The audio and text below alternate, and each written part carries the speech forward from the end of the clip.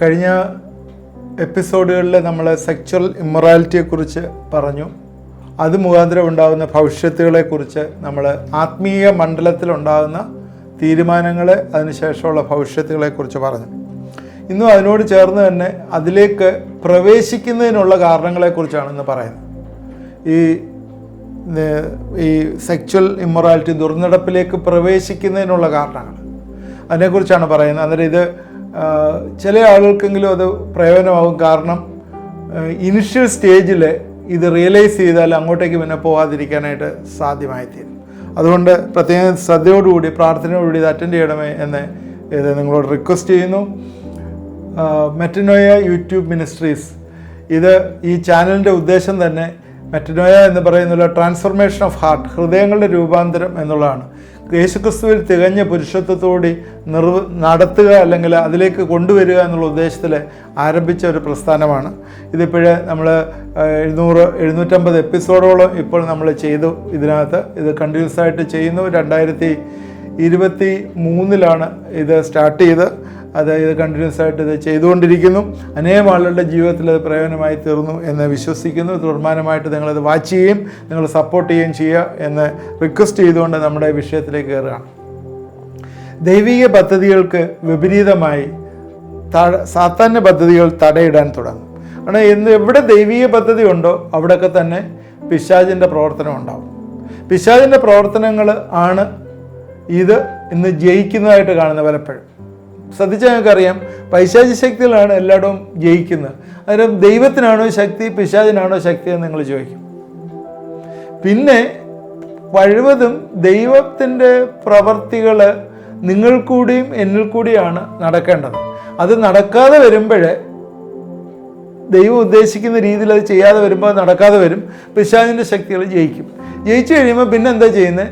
ദൈവം അത് പിന്നെ റിഡീം ചെയ്ത് നമ്മളെ വീണ്ടെടുത്ത് തരികയാണ് ചെയ്യുന്നത്. ദൈവത്തെ സംബന്ധിച്ചിടത്തോളം അവന് ഈ ദുർനടപ്പ് എല്ലാ രീതിയിലും അതിനെ ബൈൻഡ് ചെയ്യണം, അല്ലെങ്കിൽ അതിനെ കെട്ടണം, അതിനെ ചേഞ്ച് ചെയ്യണം എന്ന് ദൈവം ആഗ്രഹിക്കും. ഇത് വേറെ ആളുകൾക്ക് വേണ്ടി അല്ല, ഇത് എനിക്ക് വേണ്ടിയാണ്. ആ ഒരു രീതിയിലാണ് നമ്മൾ ചിന്തിക്കേണ്ടത്. അതുകൊണ്ട് ഈ ദുർനടപ്പിനകത്ത് ഒരിക്കൽ തന്നെ ഒരു വിൽഫുള്ളായിട്ട് ഒരു പാർട്ടിസിപ്പേഷൻ, അതിനകത്തൊരു പങ്കാളിയാകാനായിട്ട് പാടില്ല എന്നുള്ളതാണ് ദൈവം ആഗ്രഹിക്കുന്നത്. അതുകൊണ്ടാണ് നമുക്ക് മാര്യേജ് തന്നിരിക്കുന്നത്. അത് ദൈവത്തിൻ്റെ നിയമത്തിനകത്തുള്ളതാണ് മാര്യേജ്. എന്നാൽ വിവാഹ ഉടമ്പടിയിൽ നിന്ന് മാറി ചെയ്യുന്ന വ്യഭിചാരവും,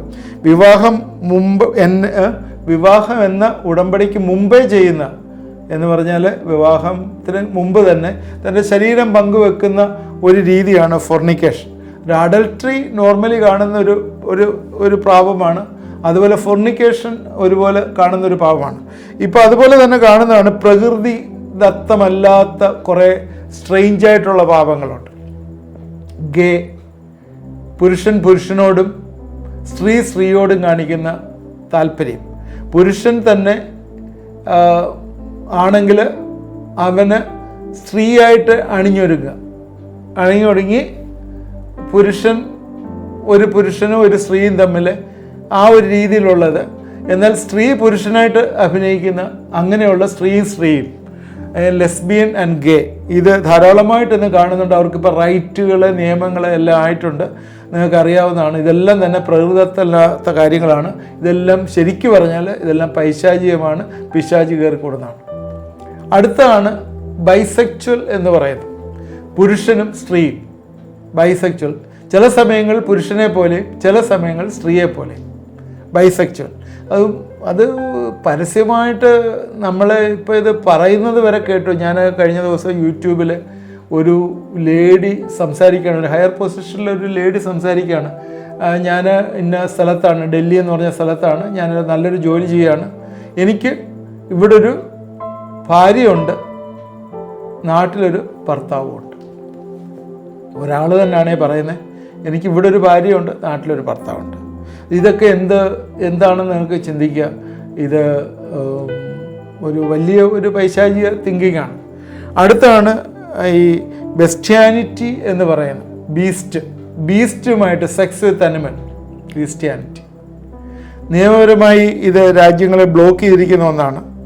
അത് ഇന്ന് പല ആളുകളും അത് ചെയ്യുന്നുണ്ട്, എന്നാൽ അത് നിയമപരമായി അത് തടഞ്ഞിരിക്കുന്ന ഒന്നാണ്. കാരണം അല്ലെങ്കിൽ ഇത് നിയമപരമായി തടഞ്ഞില്ലെങ്കിൽ എന്താ സംഭവിക്കുക നമുക്കറിയാമല്ലോ. ഇത് പാവപ്പെട്ട മൃഗങ്ങൾക്ക് പോലും ജീവിക്കാൻ വയ്യാത്തൊരു സ്റ്റേജിലേക്കാവും. അതുകൊണ്ട് അത് ഇന്ന് ധാരാളമായിട്ടുണ്ട്. അടുത്ത ഒന്നാണ്, ഇതിലേക്ക് നയിക്കുന്ന ഒന്നാണ് പ്രോണോഗ്രഫി. ഇത് വലിയൊരു ബിസിനസ് തന്നെയാണ്. പ്രോണോഗ്രഫിയെക്കുറിച്ച്, ഈ ബിസിനസ്സിനെ കുറിച്ച് നേരത്തെ ഞാൻ നിങ്ങളോട് സംസാരിച്ചിട്ടുണ്ട്. ഈ സെക്സ് ബിസിനസ്സുമായിട്ട് ലിങ്ക് ചെയ്തിട്ട് ഇന്ന് ഏറ്റവും ആളുകൾക്ക് റീച്ച് ചെയ്യാൻ പറ്റുന്ന ഒന്നാണ് ഈ പ്രോണോഗ്രഫി എന്ന് പറയുന്നത്. ഇത് ഏത് പ്രായത്തിലുള്ളവരും റീച്ച് ചെയ്യും. 18 വയസ്സാവേണ്ട നിർബന്ധമൊന്നുമില്ല. അന്ന് സൈറ്റിലെല്ലാം ഫ്രീ ആയിട്ട് ഇതൊക്കെ അവൈലബിൾ ആണ്. ഇത് പല ഹാലൂസിനേറ്ററി തോട്ട്സിലേക്കും പല ആഗ്രഹങ്ങളിലേക്കും പല ഡിസയറിലേക്കും ചെന്നിട്ട് ഒന്നുകിൽ അത് എക്സ്റ്റേണലായിട്ട് അത് ഫുൾഫിൽ ചെയ്യും, ഇല്ലെങ്കിൽ അതിനോട് ചേർന്ന് തന്നെ അവർ ചെയ്യുന്നത് മാസ്റ്റർബേഷൻ, സ്വയംഭോഗത്തിൽ ചെന്ന് അത് അവസാനിപ്പിക്കും. അവിടെ അർജ്, അവരുടെ ഉള്ളിലുള്ള ഡിസയർ ഈ രീതിയിൽ അത് എൻഡ് ചെയ്യുന്നതായിട്ട് കാണും. ഇതെല്ലാം തന്നെ വൺ വേ ഓർ അതർ, ഇതെല്ലാം തന്നെ ഈ പൈശാചിക ശക്തികളെ ഫീഡ് ചെയ്യുന്ന ഒന്നാണ്. ഈ പൈശാചിക ശക്തികളെ ഫീഡ് ചെയ്യുന്നതെന്ന് പറയുമ്പോൾ ഈ പിശാചിൻ്റെ ശക്തി വർദ്ധിപ്പിക്കാനായിട്ട് ഇടവരും. ക്രിസ്ത്യൻസും അല്ലാത്തവരും ഒക്കെ ഇതിനകത്ത് ഇൻവോൾവ് ആണ്. ക്രിസ്ത്യൻസും ഈ സെക്ച്വൽ ഇമ്മൊറാലിറ്റിയിൽ ഒരുപാട് ഇൻവോൾവ് ആണ്. ഒരു വാക്യം ഞാൻ ബൈബിളിൽ നിന്നുള്ള വായിക്കാം. 1 കൊരിന്ത്യർ 6:13. അതിലിങ്ങനെയാണ് പറഞ്ഞിരിക്കുന്നത്: ഭോജ്യങ്ങൾ വയറ്റിനും വയറ് ഭോജ്യങ്ങൾക്കുള്ളത്, എന്നാൽ ദൈവം ഇതിനെയും അതിനെയും ഇല്ലായ്മയാക്കും. ശരീരമോ ദുർനടപ്പിനല്ല, കർത്താവിനത്രേ, കർത്താവ് ശരീരത്തിന്. ഇവിടെ ഉദരത്തിൻ്റെ ഡിമാൻഡ് എന്ന് പറയുന്നത് ആഹാരമാണ്. ഒരു ആഹാരവുമായി കോണ്ടാക്ട് ചെയ്യുമ്പോൾ അത് ഉദരത്തിന് പ്രയോജനമുള്ളതാണ്. അതുപോലെ തന്നെ ശരീരം കർത്താവിനുള്ളതും ശരീരവും കർത്താവും തമ്മിൽ ഒരു ഡീപ്പ് കണക്ഷനുണ്ട്. കാരണം നമ്മുടെ ശരീരത്തിൽ ആത്മാവ് വസിക്കുന്നു. ഈ ശരീരത്തിലാണ് ദൈവത്തിൻ്റെ ഗ്ലോറി, മഹത്വം തന്നിരിക്കുന്നത്. ഈ ശരീരത്തിൽ കൂടിയാണ് അത് പുറത്ത് മാനിഫെസ്റ്റ് ചെയ്യേണ്ടത്. അതിൽ കൂടിയാണ് നമ്മൾ പൈശാചിക ശക്തികളെ തോൽപ്പിക്കേണ്ടത്. അതുകൊണ്ടാണ് ഈ ശരീരം ദുർനടപ്പിനല്ല, കർത്താവിനത്രേ, കർത്താവ് ശരീരത്തിന്. 15-ാം വാക്യത്തിലേക്ക് വരുമ്പോഴേ, നിങ്ങളുടെ ശരീരങ്ങൾ ക്രിസ്തുവിൻ്റെ അവയവങ്ങളാകുന്നു എന്നറിയുന്നില്ലേ? ക്രിസ്തുവിൻ്റെ അവയവങ്ങളാണ് നമ്മുടെ ശരീരം. ക്രിസ്തുവിൻ്റെ അവയവങ്ങളെ എടുത്ത് വേശ്യയുടെ അവയവങ്ങളാക്കാമോ? ഒരു നാളും അരുത്. ക്രിസ്തുവിൻ്റെ ആത്മാവിന് ഈ ഭൂമിയിൽ പ്രവർത്തിക്കാനുള്ള ഫിസിക്കൽ ഓർഗൻസാണ് നമ്മുടെ ശരീരം. ഒന്നുകൂടെ പറയാം, ക്രിസ്തുവിൻ്റെ ആത്മാവിന് ഈ ഭൂമിയിൽ പ്രവർത്തിക്കാനുള്ള ഫിസിക്കൽ ഓർഗൻസാണ് നമ്മുടെ ശരീരം. എന്നുവെച്ചാൽ ഈ 2026 യേശുവിന് ഈ ഭൂമിയിൽ മാനിഫെസ്റ്റ് ചെയ്യണമെങ്കിൽ നിങ്ങളുടെയും എൻ്റെയും ശരീരം വേണം. അതുകൊണ്ട് അത് ദുർനടപ്പിന് കൊടുക്കരുത്, കർത്താവിന് കൊടുക്കണം എന്നാണ് ബൈബിളിൽ പറയുന്നത്. 18-ാം വാക്യത്തിൽ, അതുകൊണ്ട് ദുർനടപ്പ് വിട്ടോടുവീൻ, flee from fornication, sexual immorality. നമ്മുടെ ശരീരത്തിന് കർത്താവുമായി സ്പിരിച്വൽ റിലത്തിൽ വലിയ ഇമ്പോർട്ടൻസ് ഉണ്ട്. യേശുവിന് വെളിപ്പെടുവാൻ നിങ്ങളുടെ ശരീരം അവയവം വേണം. ഈ ക്രിസ്തുവിൻ്റെ ആത്മാവ് ഈ ഭൂമിയിൽ ഈ വെളിപ്പെടാതിരിക്കാൻ ബ്ലോക്ക് ചെയ്യണമെങ്കിൽ ഈ ശരീരത്തെ പാപത്താൽ ബന്ധിച്ചാൽ മതി. ഒന്നുകൂടെ ഞാൻ ആ സ്റ്റേറ്റ്മെൻറ്റ് 2 പറയാം. നമ്മുടെ ശരീരത്തിന് കർത്താവുമായി സ്പിരിച്വൽ റിലത്തിൽ വലിയൊരു പ്രാധാന്യമുണ്ട്. യേശുവിന് വെളിപ്പെടുവാൻ നിങ്ങളുടെ ശരീരം വേണം, അവയവം വേണം. ഈ ക്രിസ്തുവിൻ്റെ ആത്മാവ് ഈ ഭൂമിയിൽ വെളിപ്പെടാതിരിക്കാൻ ശരീരത്തെ പാപത്താൽ ബന്ധിച്ചാൽ, അതിനെ അൺഹോളി ആക്കിയാൽ ക്രിസ്തുവിൻ്റെ ആത്മാവിന് ഈ ഭൂമിയിൽ വെളിപ്പെടാൻ പറ്റാതെ വരും. അതുകൊണ്ട് സ്പിരിച്വൽ തലത്തിലെ ഈ ബോഡിക്ക് പ്രാധാന്യമുണ്ട്. ദൈവം തന്നിരിക്കുന്ന നിയമങ്ങളിൽ നിന്നാണ് നമ്മൾ സെക്ച്വാലിറ്റി പെർമിസിബിൾ ആക്കുന്നത്. സെക്ച്വാലിറ്റി പെർമിസിബിൾ ആക്കുന്നത് എങ്ങനെയാണ്?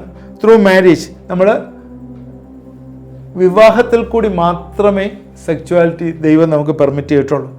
അതുകൊണ്ട് യേശുക്രിസ്തുവിൻ്റെ ആത്മാവ് എൻ്റെ അവയവങ്ങൾ കൂടി വെളിപ്പെട്ട് വന്നാൽ, എന്ന് പറഞ്ഞാൽ എൻ്റെ അവയവങ്ങൾ എന്ന് പറഞ്ഞാൽ എന്താ? കണ്ണുകൾ, കൈകൾ, ശരീരത്തിൽ ഒക്കെ വെളിപ്പെട്ട് വന്നാൽ സാത്താൻ്റെ കിങ്ഡം അതിനാലെ തകർന്നു പോകും എന്ന് നമ്മളെ കാണും.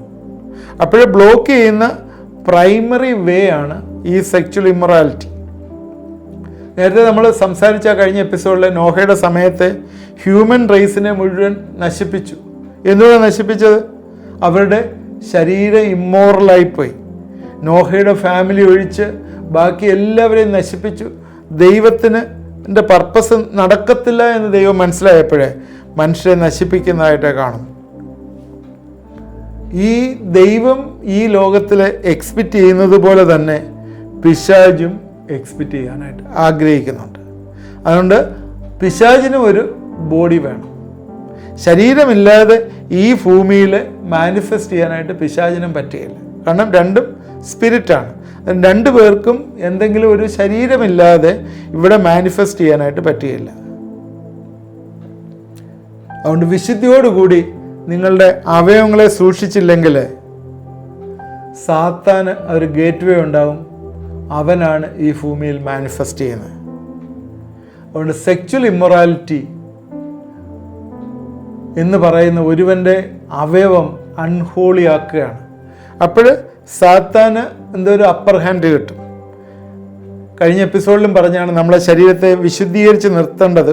വെളിപ്പാട് പുസ്തകം 14-ാം അധ്യായത്തിലെ കുഞ്ഞാടിൻ്റെ കൂടെ ഉള്ളവർ, അതിനെക്കുറിച്ച് പല ഡിബേറ്റുകളുമുണ്ട്. എന്നാൽ കുഞ്ഞാടിൻ്റെ കൂടെ ഉള്ളവർ, അതിൽ പറയുന്ന അവർ നോട്ട് ഡിഫൈൽഡ് വിത്ത് വുമൺ, അതിൻ്റെ അർത്ഥം അവർ വിവാഹം കഴിക്കാത്തവർ എന്നല്ല, എന്നാൽ അവർ ദൈവത്തിൻ്റെ ലീഗൽ റൂളിൽ നിന്ന് മാറാത്തവർ എന്നുള്ളതാണ്. ഒരുവൻ്റെ ശരീരത്തെ നശിപ്പിക്കുന്നവനെ ദൈവം നശിപ്പിക്കും. 1 കൊരിന്ത്യർ 3:17. ഒരു ഓഫീസിൽ ഏറ്റവും പ്രധാനമുള്ള കാര്യം ബിസിനസ് ആവശ്യമാണെങ്കിൽ നിങ്ങൾ ആദ്യത്തെ പ്രയോറിറ്റി എന്തിനാണ് കൊടുക്കുന്നത്? അതിനാണ് കൊടുക്കുന്നത്. എന്തിനാണ്? ബിസിനസ്സിന്. അതുപോലെ സാത്താൻ്റെ ടോപ്പ് പ്രയോറിറ്റി എന്ന് പറഞ്ഞാൽ ക്രിസ്തുവിൻ്റെ മക്കളെ, ദൈവത്തിൻ്റെ മക്കളെ സെക്ച്വൽ ഇമ്മൊറാലിറ്റിയിൽ കൊണ്ടുവരിക. അത് ഒരു എൻഡ് ടൈമിലെ പിശാചിൻ്റെ ഒരു പ്രയോറിറ്റിയാണ്. ദൈവത്തിൻ്റെ മക്കളെ ഈ എൻഡ് ടൈമിൽ എങ്ങനെയെങ്കിലും കുഴിയിൽ ചാടിക്കുക എന്നുള്ളതാണ് പിശാചിൻ്റെ ദൗത്യം. അതിന് ഏറ്റവും ടോപ്പിലെ ലൂസിഫറുണ്ട്, ഏറ്റവും മേളിലിരിക്കുന്നത്. അതിന് താഴെ ഒരുപാട് ഹൈ റാങ്കിങ് ഡെമൺസ് ഉണ്ട്, ഒരുപാട് പേരുകളുണ്ട്. അതിന് ഞാൻ പറയില്ലേ, മില്യൺസ് ആൻഡ് മില്യൺസ് ഉള്ളതുകൊണ്ട് പല പേരുകളിൽ അറിയപ്പെടുന്നതുകൊണ്ട് ഈ റോളും മിക്സ്ഡായിട്ട് വരുന്നുണ്ട്, അല്ലേ? റോളും മിക്സ്ഡായിട്ട് വരുന്നുണ്ട്. അവർ ലൂസിഫർ ഏറ്റവും ടോപ്പിലിരിക്കുന്നു. പിന്നെ ഈ ഫാളൻ ഏഞ്ചൽസിൽ ബീൽസെബു എന്ന് പറഞ്ഞ ഒരു ഹൈ റാങ്കിങ് ഡെമണുണ്ട്. അസാസേൽ എന്ന് പറഞ്ഞ ഒരെണ്ണമുണ്ട്, ലേവ്യ പുസ്തകം 16 പറയുന്നുണ്ട്. ബെലിയേൽ എന്ന് പറയുന്ന ഒരെണ്ണമുണ്ട്, റിലേറ്റഡ് വിത്ത് വിക്കറ്റ്നെസ് കൊണ്ടുവരുന്ന. അബാദാൻ എന്ന് പറഞ്ഞ് വെളിപ്പാട് പുസ്തകത്തിൽ പറയുന്ന ഒരെണ്ണമുണ്ട്. പിന്നെ മാമോൻ എന്ന് പറയുന്ന ഒരു എന്താണ്, ഒരു ഈവിൾ സ്പിരിറ്റാണ്. That is responsible for wealth and greed. അങ്ങനെയുള്ള ഒരെണ്ണമുണ്ട്.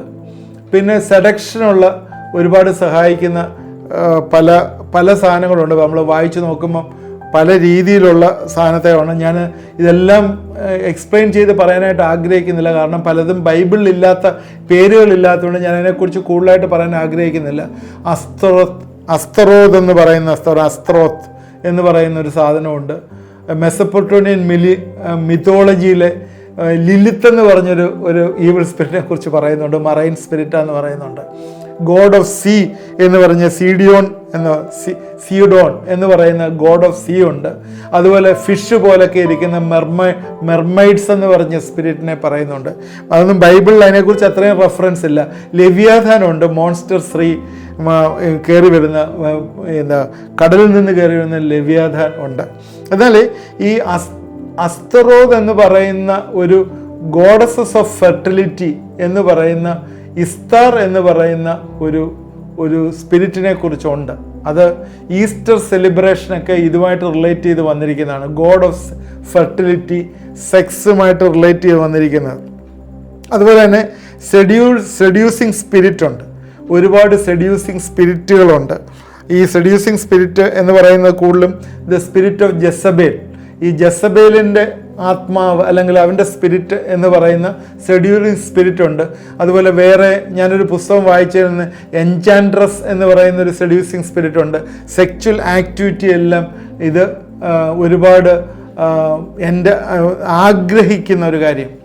ഈ സ്പിരിറ്റ് ഓഫ് ജെസബേൽ അല്ലെങ്കിൽ ഈ അസ്ട്രോത്ത് എന്നൊക്കെ പറയുന്ന സ്പിരിറ്റ് ശരിക്കും, അല്ലെങ്കിൽ വേറെ ഈ പറയാം മറൈൻ സ്പിരിറ്റ്, ഇതൊക്കെ എന്ന് പറഞ്ഞാൽ ഒരു പല ഈ എന്താണ് പറയുന്നത്, പല രീതിയിലുള്ള അവകാശം, റൈറ്റുകൾ അല്ലെങ്കിൽ പവേഴ്സ് ഉള്ളതാണ്. എന്ന് പറഞ്ഞാൽ ഇതൊക്കെ ഒരു ഫാളൻ ഏഞ്ചൽസ് കാറ്റഗറി വരുന്നതാണ്.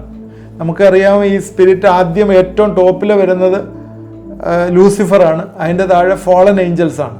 അതിൻ്റെ താഴെയാണ് ഡീമൺസ് ഉള്ളത്. ഈ ഡീമൺസും പിന്നെ വേറെ ഡിഫറെൻറ്റ് ടൈപ്സ് ഉണ്ട്. നമുക്ക് അറിയാവുന്ന കാര്യങ്ങളിലേ പറയാൻ പറ്റുള്ളൂ, അല്ലാതെ നമുക്ക് ബേസിക്കായിട്ടില്ലാത്ത കാര്യങ്ങൾ നമ്മൾ പറയത്തില്ല. അതുകൊണ്ട് ഒരുപാട് സ്പിരിറ്റുകളുണ്ട്. എന്നാൽ നമുക്കറിയാം ഈ സെക്ച്വൽ തോട്ട്സ് കൊണ്ടുവരുന്നത് ഈ ലിവിങ് ടുഗദർ, ഗേ, ലെസ്ബിയൻ, അതുപോലെ സ്ട്രോങ് സെക്ച്വൽ ഡിസയർ ക്രിയേറ്റ് ചെയ്യപ്പെടുന്നത്, ഇങ്ങനെയൊക്കെയുള്ള. ഇപ്പം ഇത് കൂടുതലും എവിടെ വരുന്നത്? മനസ്സിലും ചിന്തകളിലുമാണ് ഇത് കയറുന്നത്. ഇതെല്ലാം കൊണ്ടുവരുന്നത് സ്പിരിറ്റ് ഓഫ് സെഡക്റ്റീവ് സ്പിരിറ്റാണ്. സ്പിരിറ്റ് ഓഫ് ജെസബേൽ എന്നൊക്കെ പറയുന്നതും എൻചാൻഡ്രസ് എന്നൊക്കെ പറയുന്ന സ്പിരിറ്റുകളാണ് ഇത് കൊണ്ടുവരുന്നതെന്നൊക്കെ പറയുന്നുണ്ട്. എന്തായാലും ഒരു കാര്യം ഉറപ്പാണ്, ഇതെല്ലാം തന്നെ ഇമ്മൊറാലിറ്റിയിലേക്ക് നയിക്കുന്ന ഒന്നാണ്. ഇത് ആദ്യം കയറി വരുന്നത് എവിടെയാണ്? ചിന്തകൾ, ഇമാജിനേഷൻസിലാണ്. അതായത് നമ്മുടെ ഇമാജിനേഷൻസ് ഇപ്പം തന്നെ എക്സാമ്പിൾ ഒരു കാര്യം പറയാം. ഞാനൊരു എക്സാമ്പിൾ പറയാം. ഈ ജെമിനി എന്ന് പറഞ്ഞൊരു ആപ്പുണ്ട്. നമുക്ക് പുതുതായിട്ട് വന്നു ആർട്ടിഫിഷ്യൽ ഇൻ്റലിജൻസ് ജെമിനി എന്ന് പറഞ്ഞ ആപ്പ്. ഈ ജെമിനി എന്ന് പറയുന്ന ആപ്പുകളും അതുപോലെ ഇപ്പം വേറെ കുറേ അതുമായിട്ട് ബന്ധപ്പെട്ടൊക്കെ നമുക്ക് എന്ത് വേണമെങ്കിലും ഇപ്പം ക്രിയേറ്റ് ചെയ്യാം. എന്ത് വേണമെങ്കിലും ക്രിയേറ്റ് ചെയ്യാം.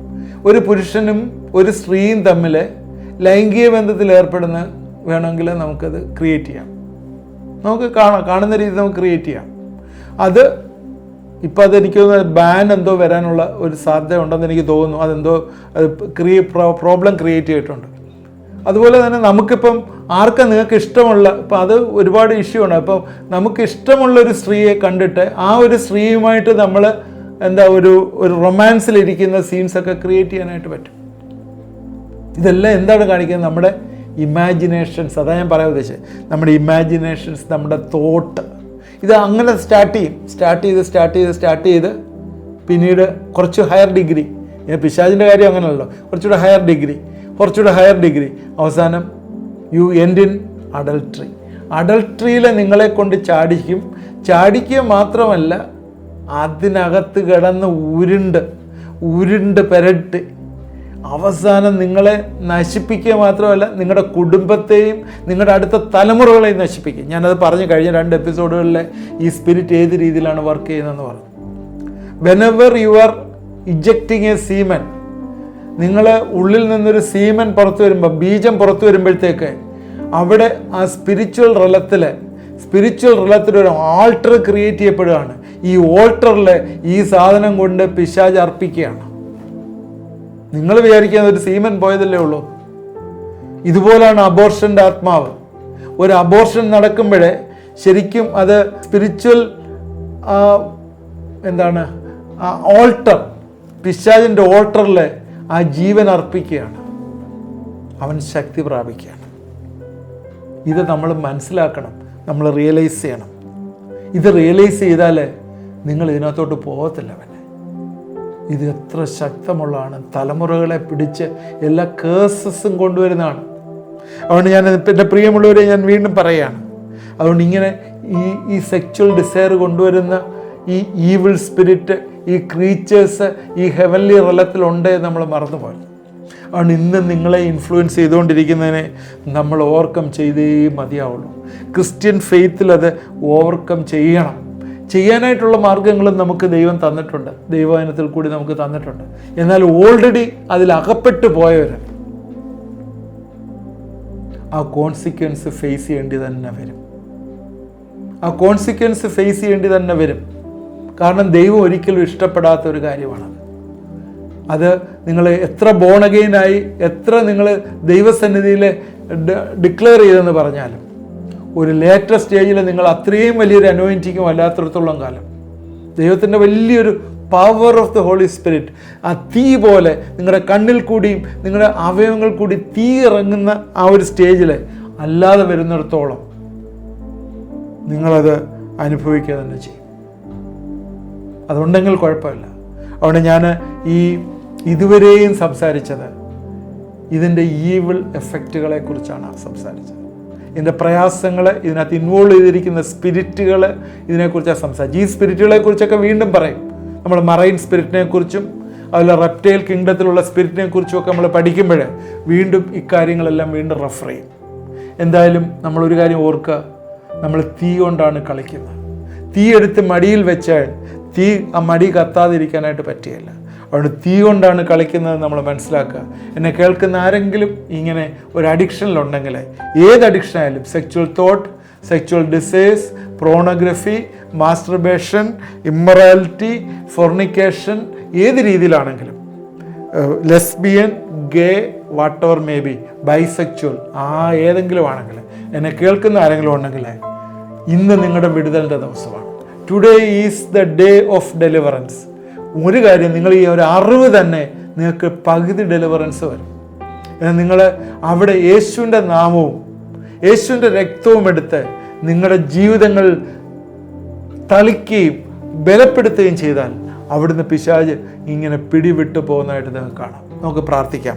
ദൈവമായ കർത്താവേ, ഇത് കണ്ടുകൊണ്ടിരുന്ന ഞങ്ങൾ പ്രിയപ്പെട്ടവരെ ഏൽപ്പിച്ച് പ്രാർത്ഥിക്കുന്നു. കർത്താവ്, വലിയൊരു പാപത്തിൻ്റെ അടിമത്വത്തിലെ ഈ എൻഡ് ടൈംസിലെ സകല ജനവും ആയിക്കൊണ്ടിരിക്കുകയാണ്. ഈവൻ ഞങ്ങളുടെ ആർട്ടിഫിഷ്യൽ ഇൻ്റലിജൻസും ഞങ്ങൾ കർത്താവെ ഞങ്ങളുടെ റോബോട്ടിക് ആയിട്ടുള്ള കർത്താവെ ഞങ്ങളുടെ ഇൻവെൻഷൻസും കർത്താവെ ഞങ്ങൾ എന്തൊക്കെ കർത്താവെ കമ്പ്യൂട്ടർ ഏജിൽ ചെയ്യുന്നു അതെല്ലാം തന്നെ ആളുകളെ ഈ സെക്ച്വൽ തോട്ട്സും ഡിസൈഴ്സും പ്രോണോഗ്രഫിയിലേക്കും മാസ്റ്റർബേഷനിലേക്കും കർത്താവെ ഈ സ്പിരിറ്റിലേക്ക്, കർത്താവെ ജെസിബേലിൻ്റെ സ്പിരിറ്റിലേക്ക്, അസ്ട്രോദിൻ്റെ സ്പിരിറ്റിലേക്ക് കർത്താവെ കൊണ്ടുപോയിക്കൊണ്ടിരിക്കുകയാണെന്ന് ഞങ്ങളറിയാം. ഞങ്ങളെ പ്രാർത്ഥിക്കുന്നു, ഹൃദയത്തിലെ താല്പര്യമുള്ളവരെ, ജെനുവിനായിട്ട് ഇത് വിട്ടുപോകുന്നില്ല കർത്താവെ, ഇത് എനിക്കതിൽ നിന്ന് രക്ഷപ്പെടണം എന്ന് ആഗ്രഹിക്കുന്നവരെ കർത്താവെ, ഇന്ന് എന്നോട് ചേർന്ന് പ്രാർത്ഥിക്കുന്നവർക്ക് നീ വിടുതൽ കൊടുക്കണമേ എന്ന് പ്രാർത്ഥിക്കുന്നു. കർത്താവെ, അങ്ങനെ ഹൃദയത്തിൽ ആഗ്രഹിച്ച് പ്രാർത്ഥിക്കുന്നവരെ അവരുടെ ജീവിതത്തിൽ ഞങ്ങൾ യേശുവിൻ്റെ രക്തം തളിച്ച് ഇന്ന് വിടുതൽ ഡിക്ലെയർ ചെയ്യുകയാണ്. നിൻ്റെ രക്തം സകല പാപവും പോക്കി ശുദ്ധീകരിക്കുന്നു. സകല പാപവും പോക്കി ശുദ്ധീകരിക്കുമ്പോൾ അതിൽ തന്നെ കർത്താവെ ഒന്ന് തിരിച്ചു വരുവാൻ, ആ റിപ്പൻറ്റൻസിൽ കർത്താവെ ഒന്ന് ആകുവാൻ, ഒരു 180 ഡിഗ്രി തിരിഞ്ഞ് നേരത്തെ പോയതിൽ നിന്ന് തിരിഞ്ഞു വരുന്നൊരു അനുഭവം അവരുടെ ജീവിതത്തിൽ കൊടുക്കണമേ എന്ന് പ്രാർത്ഥിക്കുന്നു. പരിശുദ്ധാത്മാവിനാലെ ആ സ്ട്രോങ് ഹോൾഡൊക്കെ ഒന്ന് പൊട്ടിച്ചു കളവാൻ സഹായിക്കണം. ദൈവത്തിൻ്റെ വചനം ശക്തമായി അവിടെ ചെന്ന് ആ ലൈറ്റ് കർത്താവെ ട്രാൻസ്ഫോം ചെയ്യട്ടെ, മനസ്സുകളെ ട്രാൻസ്ഫോം ചെയ്യട്ടെ എന്ന് പ്രാർത്ഥിക്കുന്നു. കർത്താവെ, ഈ ലിവിങ് ടുഗദർ, സെക്ച്വൽ തോട്ട്സ്, ഗേ, ലെസ്ബിയൻ, അതുപോലെ കർത്താവെ സ്ട്രോങ് അർജ് ഫ്രം ഇന്നർ, ഉള്ളിൽ നിന്നുള്ള വലിയ താല്പര്യങ്ങൾ യേശുവിൻ്റെ നാമത്തിൽ പൊട്ടിമാറട്ടെ എന്ന് പ്രാർത്ഥിക്കുന്നു. എന്നോട് ചേർന്ന് പ്രാർത്ഥിച്ചവരെ അനുഗ്രഹിക്കണമേ, സഹായിക്കണമേ, വിടുവിക്കണമേ. യേശു ക്രിസ്തുവിൻ്റെ നാമത്തിൽ പ്രാർത്ഥിക്കുന്നു, കേൾക്കണമേ. ആമേൻ. നിങ്ങളിത് വാച്ച് ചെയ്യുക, നിങ്ങളുടെ ഫ്രണ്ട്സിന് ഷെയർ ചെയ്ത് കൊടുക്കുക. ആദ്യമായിട്ട് കാണുന്നത് സബ്സ്ക്രൈബ് ചെയ്യുക. നിങ്ങൾക്കിത് ഏത് രീതിയിൽ പ്രയോജനമായി എന്ന് നിങ്ങൾ അറിയിച്ചാൽ നല്ലതായിരിക്കും. നിങ്ങളുടെ കമൻറ്റുകൾ കമൻറ്റ് ബോക്സിൽ ഇടാം. പ്രയർ റിക്വസ്റ്റുകൾ ഉണ്ടെങ്കിൽ അയച്ചു തരാം. പ്രത്യേകിച്ച് ഫാസ്റ്റിംഗ് ഡേയിൽ എന്തെങ്കിലും സ്പെഷ്യൽ പ്രയർ ഉണ്ടെങ്കിൽ അയച്ചു തന്നാൽ നിങ്ങൾക്ക് വേണ്ടി പ്രാർത്ഥിക്കുന്നതാണ്. നിങ്ങൾ ഞങ്ങളുടെ ശുശ്രൂഷയെ ഓർത്ത് പ്രാർത്ഥിക്കണം. നോർത്ത് ഇന്ത്യ മിഷനുണ്ട്, നോർത്ത് ഇന്ത്യയിലുള്ള ശുശ്രൂഷകളുണ്ട്, അതിനെ ഓർത്ത് പ്രാർത്ഥിക്കണം. തീർച്ചയായും ഈ നാളുകളിലെ ഈ കെട്ടുകൾ, ഈ പൈശാചിക ശക്തികളെയൊക്കെ ശക്തിയോട് എതിർക്കാനുള്ള കൃപ ദൈവം നമുക്ക് തരട്ടെ. ആമേൻ.